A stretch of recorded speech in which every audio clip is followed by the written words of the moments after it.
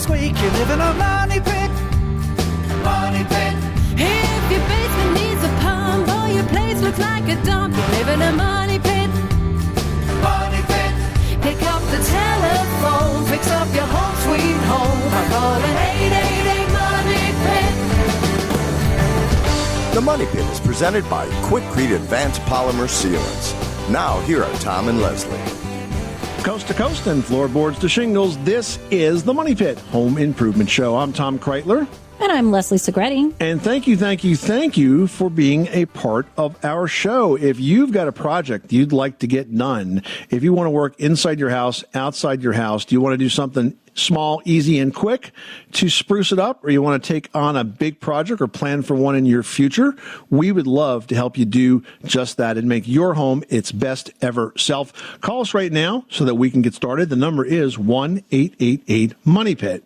Well, we all know that it's been a challenging time for so many things. And if you find yourself in a position where you were planning on selling your house through all this, we have some ideas that might be able to help. We're going to share some key improvements that need to get done first if you do plan to try to nail a quick sale at the highest possible price sometime this summer. And this summer, most of us will be spending more time at home and enjoying our own outdoor spaces. And for do-it-yourselfers, there's more interest than ever in updating and maintaining your lawn. We're going to get expert tips to help from the team at Troy-Bilt, a company that's been around since 1927 when they invented the first gas-powered rototiller. And if you're a gardener, you're probably sure glad they did. Oh, my gosh. I am so happy they did. I used a gas-powered rototiller to get rid of all kinds of ivy that was attacking sort of the back of our yard or along its sort of perimeter, and I cannot imagine ever having to do that job without that machine. So thank you very much, Troy-Bilt. We will find out more about their lawn and garden tips in just a bit.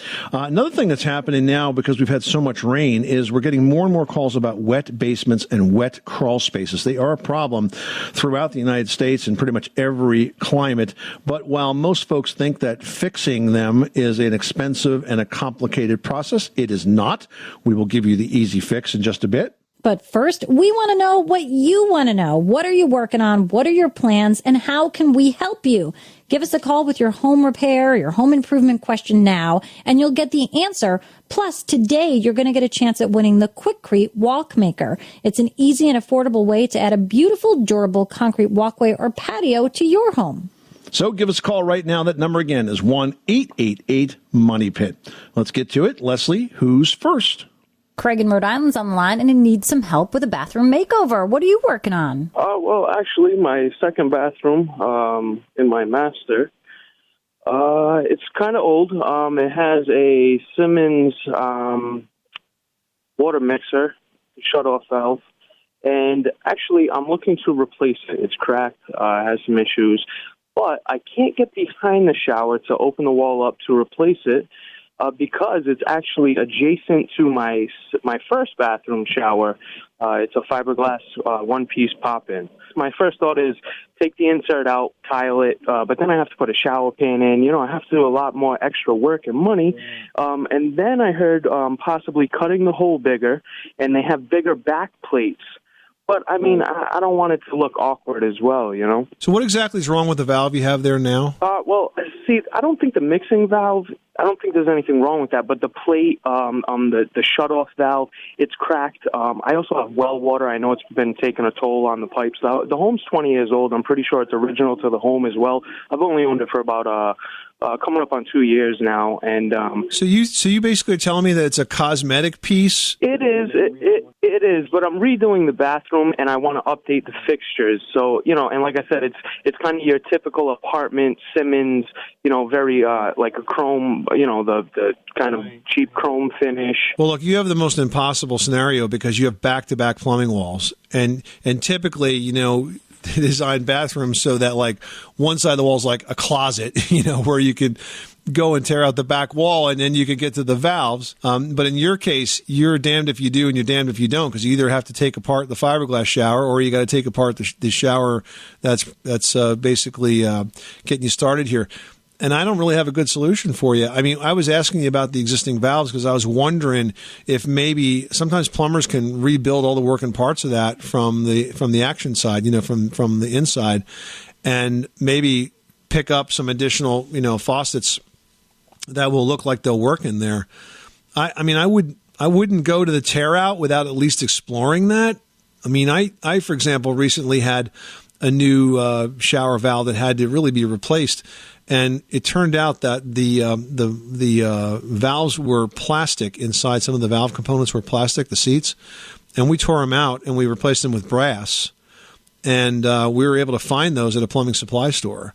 And so I didn't have to actually replace the faucet. My next step is I'm going to go to a plumbing supply and see if they just have a updated Simmons where I could keep that valve in and everything's kind of good, pieced together as well. Right. I think that's a smart thing. You know what you want to do is take some pictures of that and go talk to a knowledgeable guy behind the counter and figure out what your options are. Yeah, that's my next step. And if not, I guess I'll be tiling a new shower. Yeah, I mean, if you can figure out a way to make it passable, I think you should do that because you know what?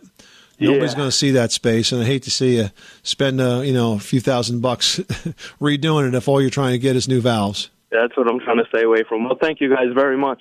You're welcome. Thanks so much for calling us at 888-MONEY-PIT. Judy in Minnesota's on the line with a moisture issue. What's going on? Our house is about 40 years old, and it has, in the room that we're talking about, we're painting it.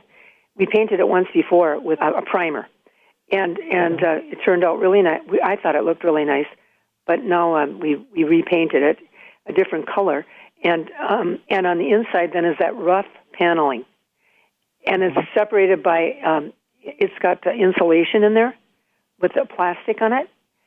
And we notice now when we're going to paint it that there's moisture like halfway down on the paneling. We think that's caused by condensation. It may very well be if it's a damp space. Now, there are some things that you can do to reduce condensation in below-grade spaces. It's kind of the same steps that you would take if you were having an actual flood. You want to make sure that your exterior drainage is set up so that no moisture is being trapped against the outside foundation wall, and that means making sure the gutters are clean, the downspouts are extended, and the soil slips away from the walls. If you've done all those things, then the next thing I would do is I would install a dehumidifier in that space and try to find one that has a built-in condensate pump so that it collects water and pumps it out. Otherwise, you'll be emptying buckets upon buckets of water.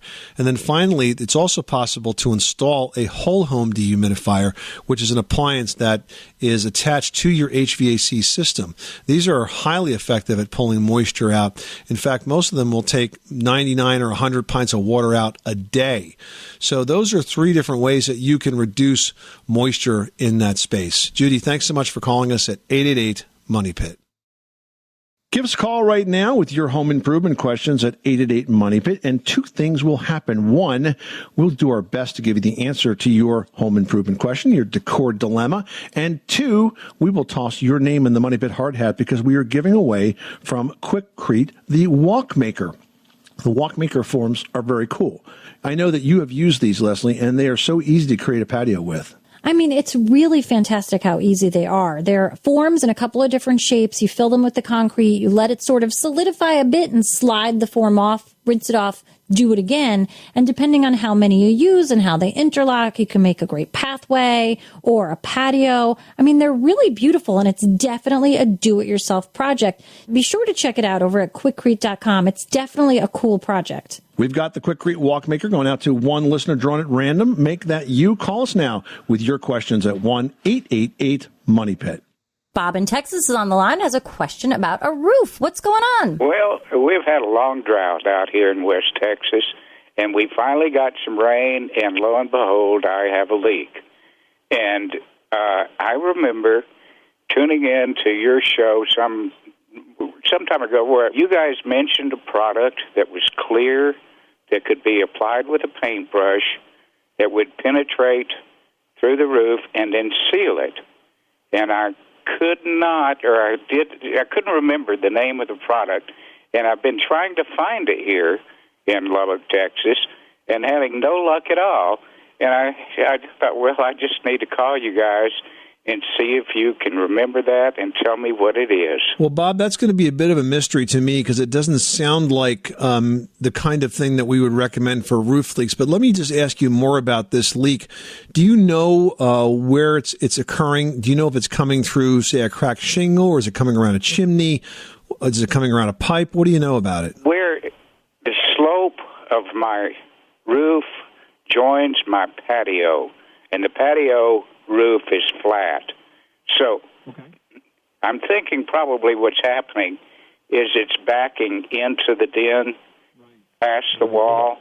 But right, yeah, that's a tough spot to flash, and it's also a tough spot to do a sort of an easy patch repair to it. You know, all these types of roof products that you apply after the fact, they're usually asphalt roof cement, and they'll work for a while, but they tend to dry up pretty quickly. When you have an intersection like that, where you have a pitched roof that comes into a low slope or a flat roof, you're right.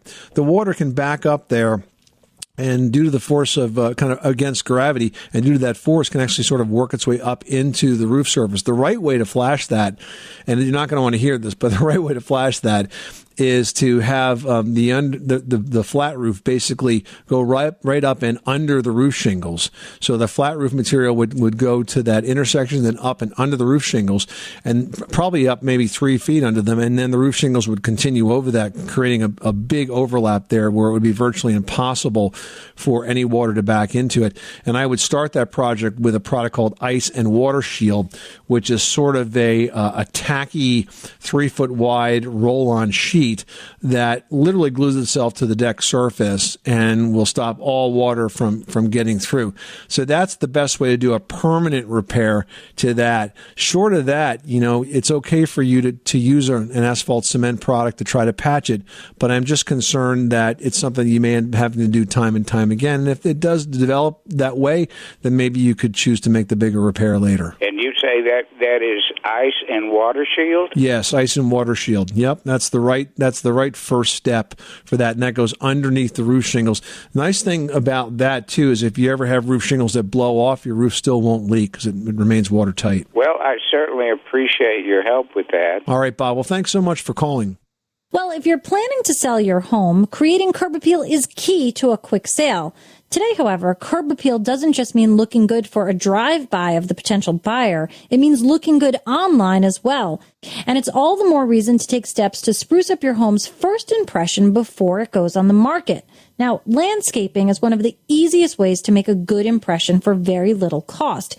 Even just planting colorful flowers in landscaping beds, grooming a lush lawn, and adding greenery and potted plants creates a drastic transformation, and it's enough to give you a higher perceived value. Now, next, you want to check the exterior surfaces for wear and tear. Now, if you spot some flaky paint, some moss, some mold and mildew, it's got to go because it really freaks people out. And while you're at it, make sure that the service records are up to date on all your mechanical systems. We're talking about heating, cooling, other systems that need regular TLC. I spent 20 years as a home inspector, and I can tell you that if a home hasn't kept up these systems, it shows, especially when, the one time you do change your air conditioning filter is right before the home inspector comes through, and we get into the system and we notice that everything is thoroughly caked with dust, except it's got a brand spanking new fiberglass filter. So it kind of says to us, you're not really taking care of things, and you made this last ditch effort to kind of hide that by throwing in a clean filter.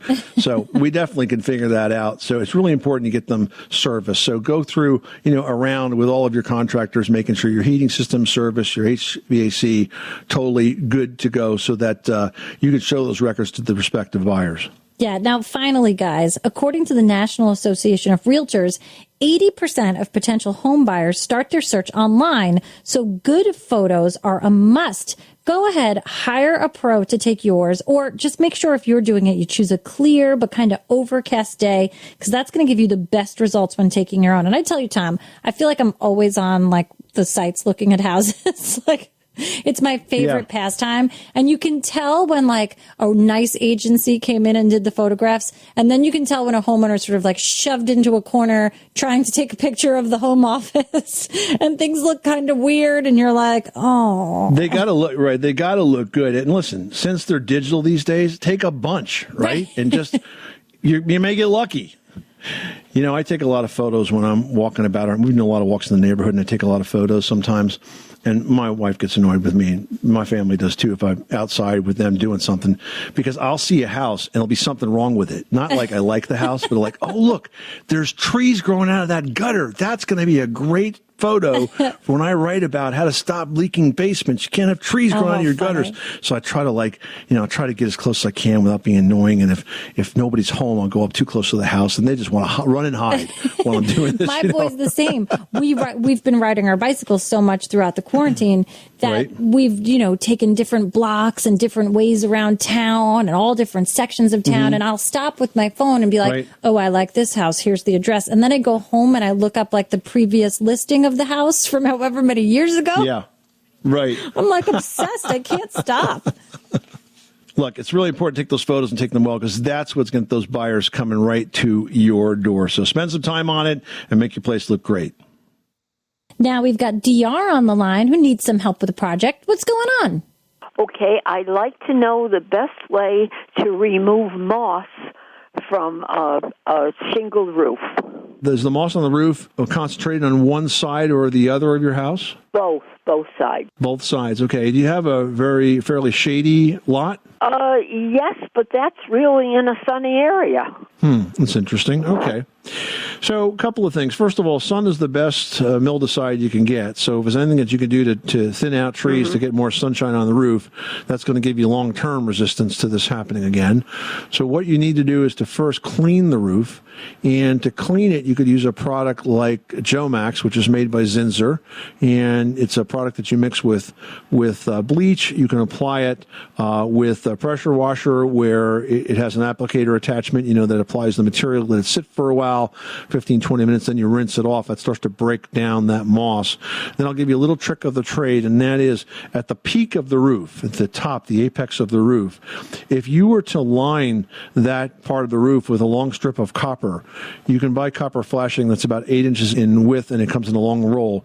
And if you slip it under that top shingle and let most of it stick out on both sides, what happens is when it rains, it hits that copper, and the copper releases a little bit of the metal into the water as it runs down the roof, and that acts as another mildewcide. And that's why sometimes when you see roofs that have like streaks on them right under chimneys, it's because it's the rainwater reacting with the flashing on the chimney. So if you add that strip of copper, it will release some of the metals, and that will also help to clean the roof. So cut back on the trees, clean the roof with a good product, and then add the copper strip, and then you'll have a long time benefit from that. Okay? Okay, I thank you very much. Well, good luck with that project. Thanks so much for calling us at 1-888-MONEY-PIT. Well, this summer, most of us will be spending more time at home and enjoying our outdoor spaces. And for do-it-yourselfers, there's more interest than ever in updating and maintaining those spaces, starting with the lawn. That's right. And one company that's been helping DIYers and pros take care of outdoor spaces for decades is Troy-Bilt. The company says they were born from dirt, literally because they got their start by introducing the first residential rototiller back in 1937. And for those of us that have ever had to rototill, we are so glad that they did. With us to talk about lawn care today is Troy-Bilt brand manager Barbara Roosh. Barbara, welcome to the Money Pit. Well, thank you. I'm so happy to be here with you today. So one of the things I like about your company is that you've always been pretty good communicators, and right now you're answering a lot of homeowners' questions, I imagine, about their lawns and the tools that are needed to maintain them. Have you seen a big uptick in that Q&A since the COVID-19 crisis began? Oh, we certainly have. People like being out in their yard in general, and Troy-Bilt's always tried to be there to inspire people to care and enjoy the outdoors. So during this COVID-19 period, the uptick in interest in gardening, and in particular vegetable gardening, and the tillers, which quite frankly had not really been a growing interest for a number of years. People have moved to container gardening. They support local farmers markets, things of that nature. You know, the COVID-19 has just really sparked a tremendous interest in growing your own food in larger quantities maybe than you were used to in the past. So that's been really interesting to see and really fun because there's so much you can do with vegetable gardening. not just for yourself, but for your neighborhood. No, that's really smart. I mean, this way you can contribute to the folks who, have a harder time getting out, and you can help bring over some of the veggies that you and your family have grown. Of course, maintaining social distancing and following all the rules. But I think that's also why folks are really looking to improve their outdoor spaces, or at least learn to maintain them themselves. And there's probably a ton of questions about proper lawn care. What do you do? I mean, are you seeing a lot of that? Oh, sure. There's always a lot of questions about not just how to take care of your lawn, but what kind of equipment do I need to take care of my lawn? What should I buy first? I'm a new homeowner. So let's talk about some of that. You guys make a very wide range of lawn mowers, both push mowers and tractors. How do you know what's right for your yard? What kinds of questions should you be asking yourself or considering when you're thinking about buying a new lawnmower? So typically you should think about the size of the yard that you're going to mow. Bigger yards require bigger mowing decks, and that will also make it quicker to get your mowing done. So, any what we call walk-behind mowers, which you think of as a traditional push mower, walk-behind mower, those are really nice for the smaller yards, up to half acre, so flat. The other thing you want to think about, other than the size of your yard, is what type of yard do you have? Is it flat? Does it have hills? Is it kind of uneven and it's got kind of dips and places to get through? Because there's equipment that'll help you deal with those sorts of challenges if you have those in your yard. So those would be the two biggest things to think about. And then budget, of course, is always top of mind for many folks. So how much do you have to invest? How important are the features that you need? Maybe you have a really big yard and has a lot of obstacles, so you might want to consider a more expensive riding mower or even a zero-turn riding mower, and kind of balance out and see what suits your need. Yeah, and the most important question is, are you really cutting it yourself, or do you have teenagers? That's right. You guys also have some smart home apps that you've developed for Amazon Alexa and Google Home, and I was reading that these apps can suggest the best time to cut the lawn based on weather? It does. It's very cool. It's based on the weather in your area, and it also connects to your Google Calendar. So it looks to see when you have available time. Many of us now don't have as much on their calendar as we used to, but certainly as we get back to more activities, children have sports events to get to, and you've got meetings and different activities and places to be. So with the mow scheduler, as we call the it. mow scheduler, that's funny. The mow scheduler, you can ask Alexa or Google, hey, when's the best time for me to mow? And it will cross-reference the weather that's coming and your schedule and suggest a time and date, put it on your schedule. And it will also monitor the weather as it leads up to that date. So if since it sees a change in the forecast, you'll get a notification that says, hey, it looks like it's going to rain on Wednesday. You have an hour free on Tuesday. How about Tuesday at 2? It's a fun way to. So it makes an appointment for you. Makes an appointment for you with your lawnmower list. I know. Now, Barbara, if there was a way to make sure that the mower was quiet, maybe you could do your Zoom calls while mowing, and then you could have a whole new way of cross-referencing your calendars. Yeah, let's talk about that. That's one of the complaints that people have about gas-powered equipment, Barbara, is the noise. Is that changing now as mowers are getting more sophisticated? To an extent, certainly the battery-powered mowers are much quieter than gas-powered mowers. Price points on battery mowers, though, are typically a little higher. They're used a lot more in Europe than they are in America, but it's certainly a growing interest and need in the United States as well. We don't currently offer any battery product with Troy-Bilt, but our parent company is very involved with battery mowers, even including robotic mowers. So no one has to get up to mow the lawn. But those are kind of further up the line for Troy-Bilt. I think the power and the performance that you get from a gas-powered lawnmower is still the most consistent and delivers you an consistent cut and a good quality cut with the least amount of investment. What about mowing mistakes? I mean, I know I really enjoy mowing the lawn, but I find that, maybe I cut it too short or I'm cutting it at the wrong time. Do you find that a lot of people are coming to you with sort of like correction process, like, oh no, I really messed up? Question we get asked the most, or a lot of customer sentiment is not so much around the result of mowing, but it's more about the equipment and keeping their equipment starting and running so that they're reliable, right? There's nothing worse than going out to mow your grass and your lawnmower doesn't start.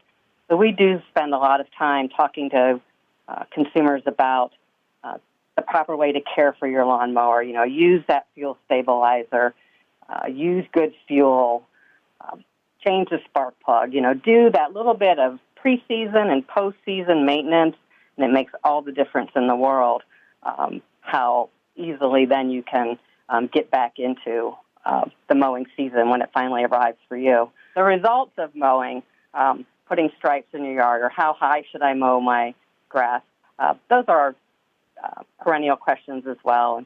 And, we typically, I say a good average height, if you don't know what kind of grass you have in your yard, is 2 to 3 inches, probably 2.5 inches for most grasses. That's the optimum height. You don't want to get it too long because that encourages pests to breed in your yard, right? Grubs and other critters can hide in there.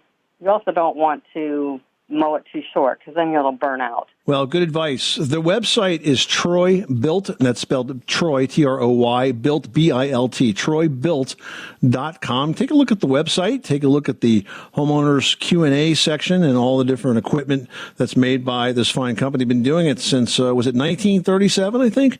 Thanks for inventing the rototiller. I can't tell you how thankful I am that that piece of equipment exists because I have lots of ivy and vines that I've been attacking for years, and the rototiller always wipes it out.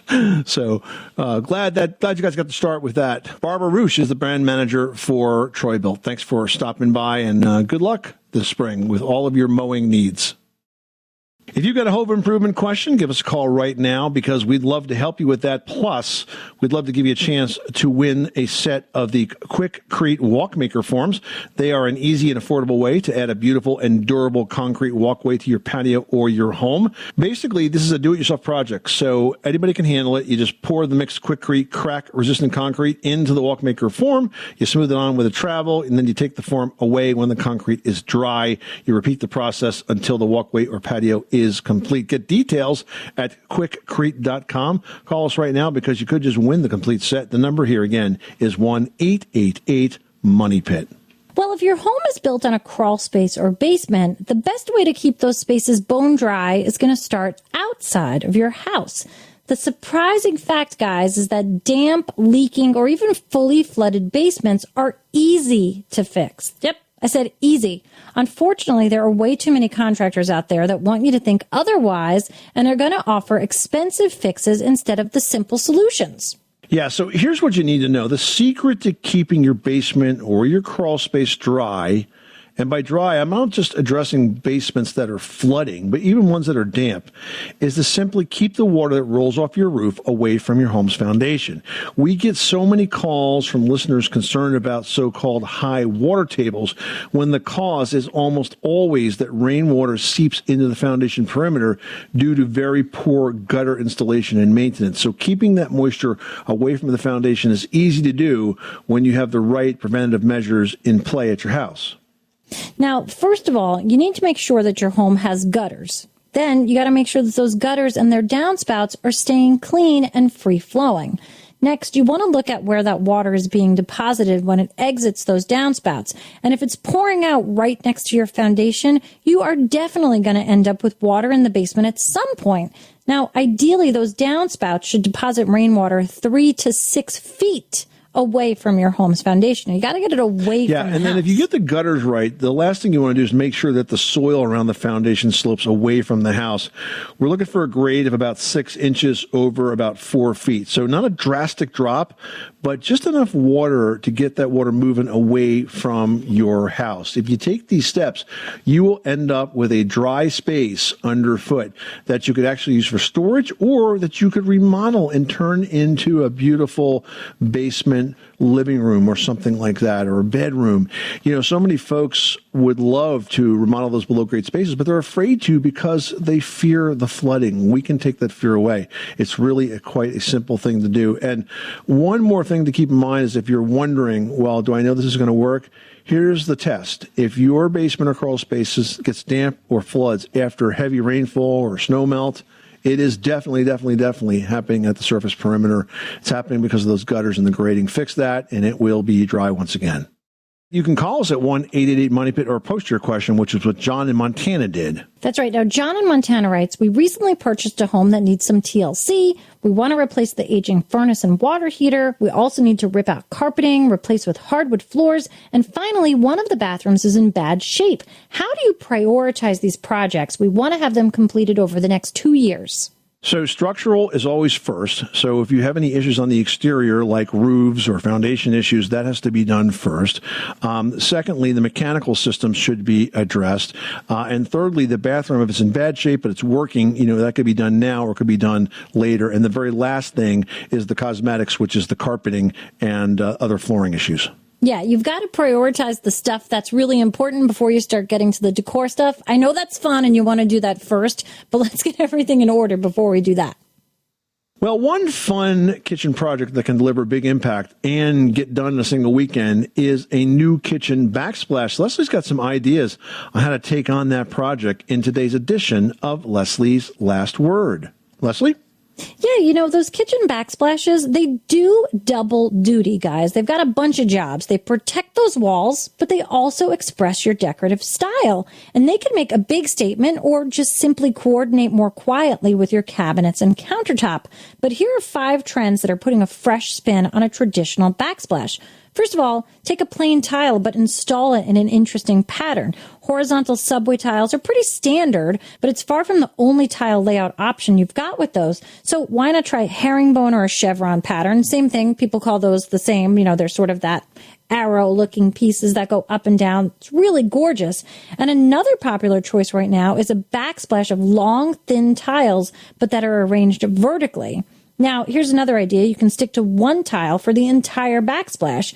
Backsplashes with borders or accent tiles or complicated mosaics, they're not really in style anymore, and things are turning towards more minimalistic one-tile design.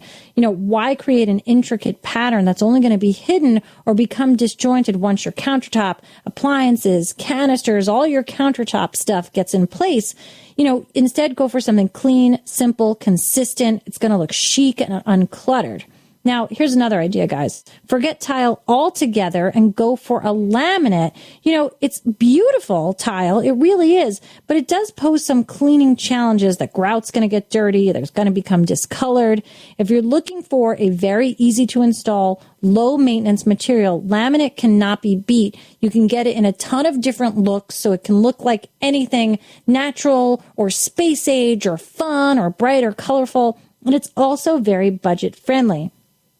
Now, another idea is chalkboard paint. You can use that for certain areas of the kitchen. Maybe if you've got like a little breakfast bar against one kitchen area that has a small backsplash, somewhere that's more easily accessible for the family so that they can write notes to each other. I wouldn't do this by a sink because chalkboard paint getting wet isn't great. I wouldn't do it by a stove because I don't want kids working over there.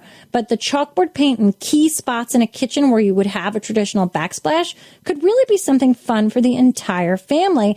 And another option is if you've got a spot, put that backsplash all the way up to the ceiling. This looks great with like a single slab of a natural stone, or again, tile all the way up, or a laminate. I mean, it's really fantastic and can be totally striking and enhance the height of the room. So get creative, look at some ideas online, but think of something out of the box for your backsplash and you'll be thrilled.